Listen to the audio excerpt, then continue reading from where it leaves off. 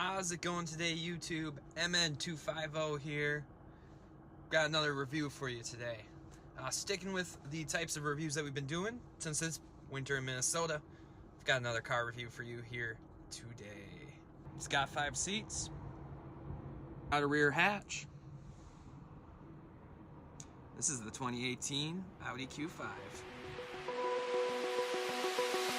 Open eye, feel the waves cut through me, hypnotized by the sounds I'm breathing in. Hold tight, chemicals collide. Hold tight, hold tight, hold tight. Dripping lights paint the skies, all because of you. Dripping lights paint the skies, only you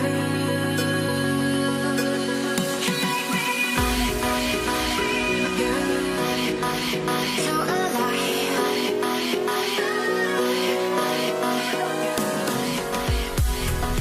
Right, as previously mentioned, we have a 2018 Audi Q5 Quattro here.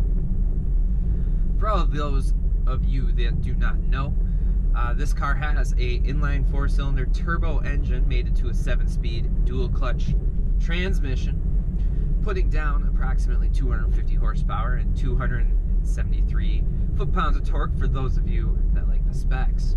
The Q5 is Audi's mid-level crossover SUV, offering Audi's Quattro all-wheel drive system, which is pretty amazing, as well as lots of comfort features that you'd come to expect out of an Audi. This particular Q5 was loaned to me by Audi of Minneapolis, Carousel Auto Group. This vehicle is optioned up to $42,000. Includes things such as heated steering wheel, heated seats, Audi's MMI system, Drive Select, and a few other cool features that we'll talk about here in just a minute. One of the coolest features that I've found in this Audi since I've been driving it around is their digital dash setup. Their digital dash setup basically allows you to configure your gauges, your dials, and the information that is provided to you so you can keep your eyes focused on the road. Some of the things you can do with it are you can bring your navigation right out into the center of your view and take it up the whole dashboard, which is pretty great. You can also view things like your multimedia, your fuel economy, and other vehicle settings that you can configure onto the dashboard.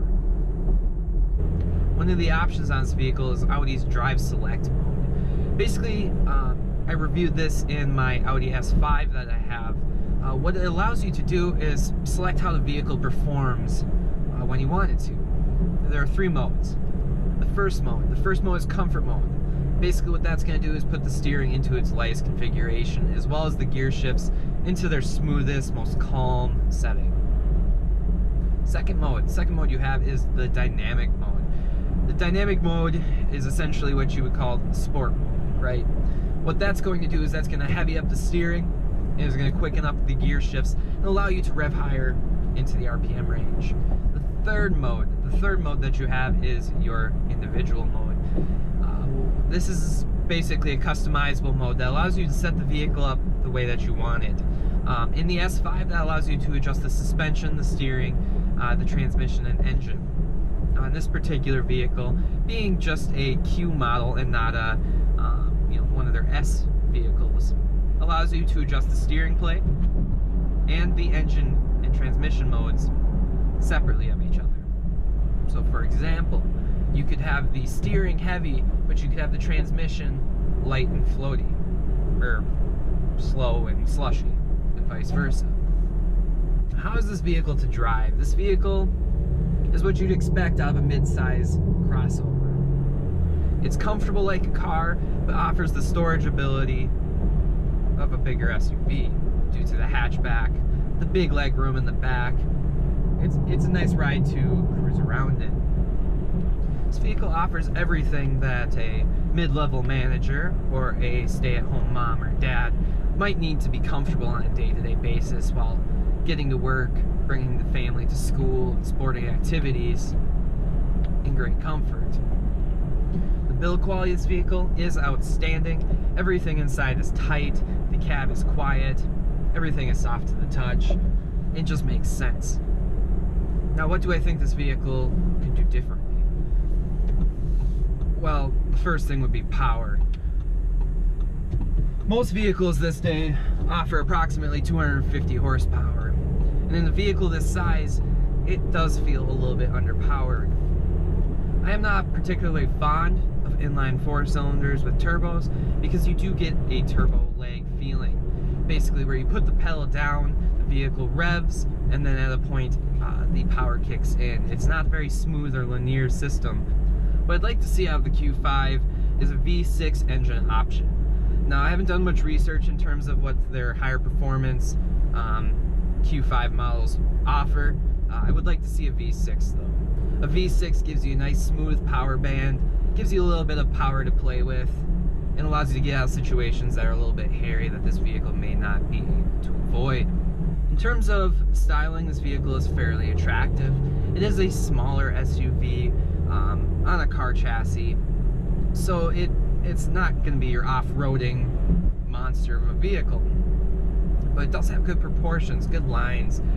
The headlight design is very beautiful, and the taillights with their light bar is awesome. Would I buy this vehicle? That's a question that we need the answer to.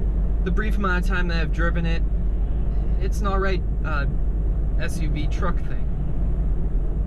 It does what it's intended to do, and it does it well, it does it in comfort. But like previously mentioned, it doesn't really offer power.